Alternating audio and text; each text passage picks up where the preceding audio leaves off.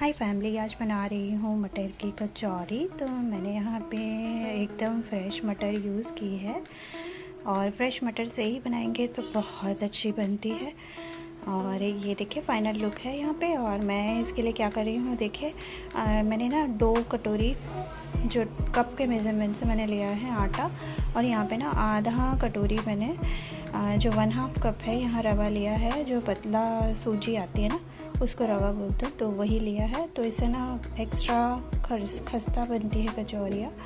और उसके बाद 1/2 टीस्पून अजवाइन यहाँ पे लिया है, जिसे मैंने हाथों से मसल दिया था। फिर नमक डाला है बिल्कुल टेस्ट के अनुसार आपके। और यहाँ मैं इसको मोइन के लिए तेल इस्तेमाल कर रही हूँ।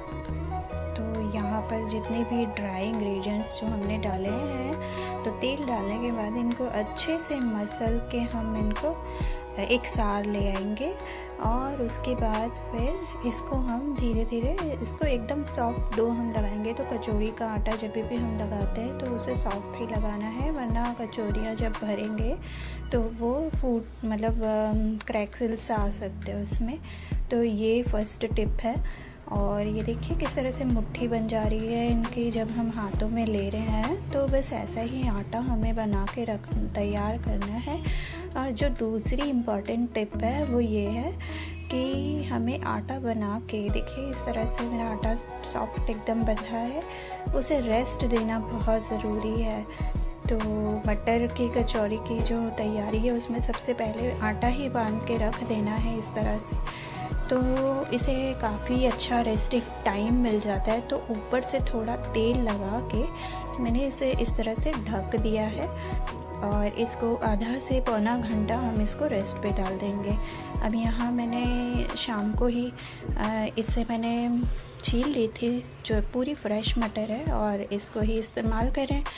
तो मैंने ना मिक्सिंग जार ले लिया है, जिसके अंदर मैं 2 मिर्च इस तरह से हरी मिर्च को कट कर दूंगी। और मैंने 1.5 इंच अदरक लिया है, जिसे मैंने चॉप कर लिया है यहाँ। और इसके बाद इसके अंदर कुछ ड्राई मसाले जाएंगे, जैसे कि काली मिर्च, और मैं इसके अंदर सौंफ का भी इस्तेमाल करूँगी। तो कचौड़ियों में सौंफ, ज़ीरा, तो ये सारे जो काली मिर्च, इनका टेस्ट बहुत अच्छा आता है, तो ये भी ज़रूर डालिएगा। इस तरह से मैंने ना पहले ये जो मसाले थे ना उनको पीस लिया। और उसके बाद हम इसको मटर डाल के फिर इसे हम पल्स मोड में धीरे धीरे, जैसे एक सार हमें नहीं चलाना है मिक्सर को, और पल्स मोड पे हमें इसे रुक रुक के चलाना है, ठीक है। तो ये भी एक इम्पॉर्टेंट टिप है जब हम मटर की कचौरी बनाते हैं। तो ये देखिए यहाँ पे ये मसाला बिल्कुल रेडी है। तो मैं आपको ये हाथ से छू के भी दिखाती हूँ, ये देखिए, है ना। तो बस हमें इसमें पानी का इस्तेमाल नहीं करना है बिल्कुल भी, और इस तरह से ये पिस जाता है। अब एक कढ़ाई ली है जिसमें मैंने 1 टीस्पून ऑयल ऐड किया है, और इसके बाद ज़ीरा डाल देंगे, थोड़ा सा क्रैकल हो जाने देंगे। फिर अपना जो मिक्सचर रेडी करके रखा है ना, तो उससे ऐड कर देंगे। और इसे हमें थोड़ा चलाना है क्योंकि इसके अंदर अभी कच्चापन है, इसे हमें थोड़ा सा निकालना है। बाकी कचौरी बनाते वक्त भी ये अच्छे से पक जाती हैं, क्योंकि इनको ना धीमी धीमी आंच में ही पकाना होता है कचौड़ियों को। तो बिल्कुल भी जल्दबाजी नहीं करनी होती है, तो वो आगे मैं बताऊंगी। यहाँ मैंने नमक डाल दिया है एज़ पर टेस्ट, और फिर कुछ और मसाले ऐड करेंगे, लाइक हम इसमें रेड चिली डालेंगे, ठीक है। फिर उसके बाद हम इसमें थोड़ा सा धनिया का पाउडर डालेंगे, थोड़ा थोड़ा ही डालना है, कुछ भी ज़्यादा नहीं करना है हमें। तो बस ये हमारा मसाला बस बन के रेडी है।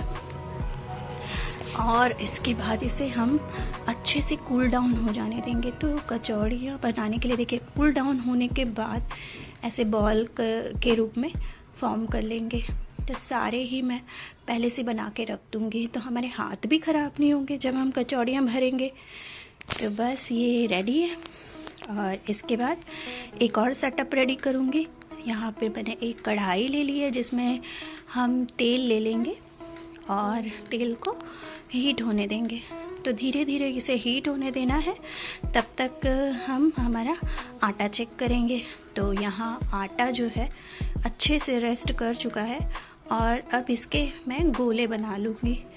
तो कुछ इस तरह से हमारे यहाँ गोले बन जाएंगे और बस हम मतलब जितनी अभी चाहिए उतने गोले मैं बना के रख दूँगी। साथ साथ ये भी एक काम होता रहेगा।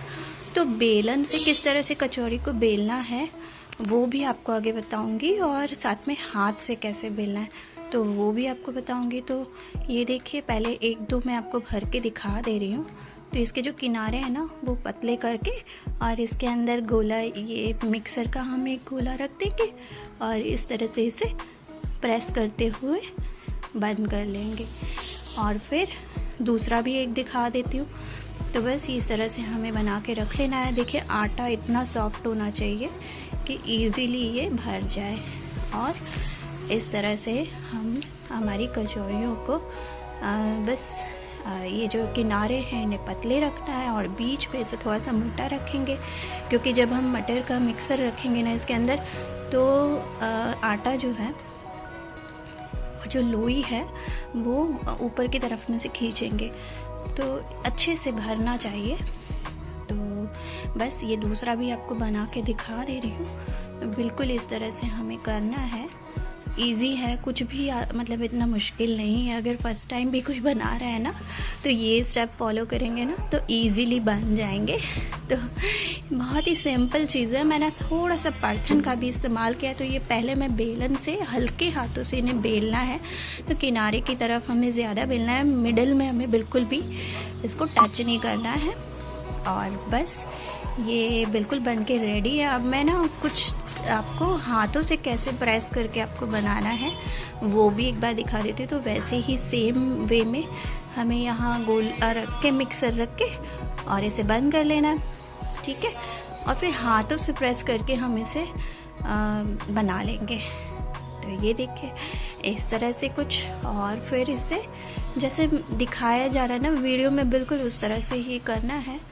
तो ये बन के रेडी हो जाते हैं। यहाँ मैं ना बेलन का बिल्कुल भी इस्तेमाल नहीं कर रहे हैं, बस ऐसे ही पटले पे रख के और हमें इसे बना लेना है। और इसके किनारे जो है ना उनको पतला रखना है, बिल्कुल ऐसे ही, ठीक है। अब यहाँ अच्छा हीट हो चुका है ऑयल, तो एक छोटा सा गोला डाल के देख लेते हैं और उसके बाद इसके अंदर कचौड़ी डाल देंगे, ठीक है। तो ये ऊपर आ गया है ना। तो बस ऐसा ही ऑयल चाहिए। और ना ऑयल को बिल्कुल स्लो डाउन कर देंगे यहाँ पे, और कचौड़ी इसके अंदर जाएगी। और फिर उसे हमें पलटना नहीं है। देखिए यहाँ मैंने कचौड़ी डाल दी है और उसके बाद इसको होने देना है। तो मैंने ना एक साथ 2 कचौड़ी डाली है।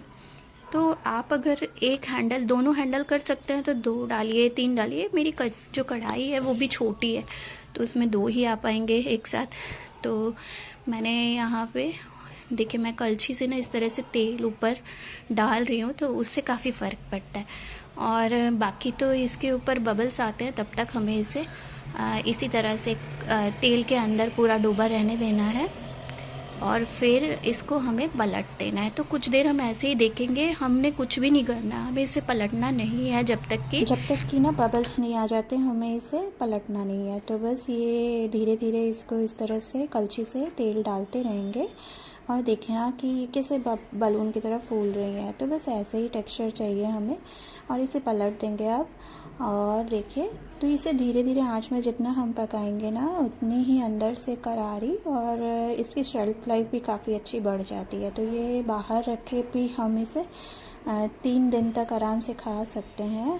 पर ये तो बचती नहीं है, मैं आपको सच बताऊं, जब भी घर में बनेगी ना तो सबको इतनी पसंद आती है कि ये तुरंत ही ख़त्म हो जाती है। लेकिन अगर अगले दिन भी आप इसे चाय से खाते हैं तो ये बिल्कुल बहुत अच्छी लगती है। तो सब्ज़ी से, चाय से, कैसे भी इसे खा सकते हैं।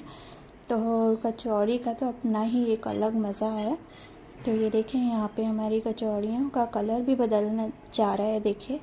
तो इस तरह से हमें इसका कलर आ जाना चाहिए। तो धीमी आंच में ही इसे पकाएंगे और जहाँ आपको लगता है कि टेम्परेचर तेल का डाउन हो रहा है तो थोड़ा सा इसकी आंच को हम तेज़ करेंगे। तो पर हाँ, इसको ध्यान रखना है, इसको छोड़ के कहीं जाना नहीं है। तो देखिए इस तरह से ये बन के तैयार है और फिर हम और भी कचौड़ियाँ तल लेंगे।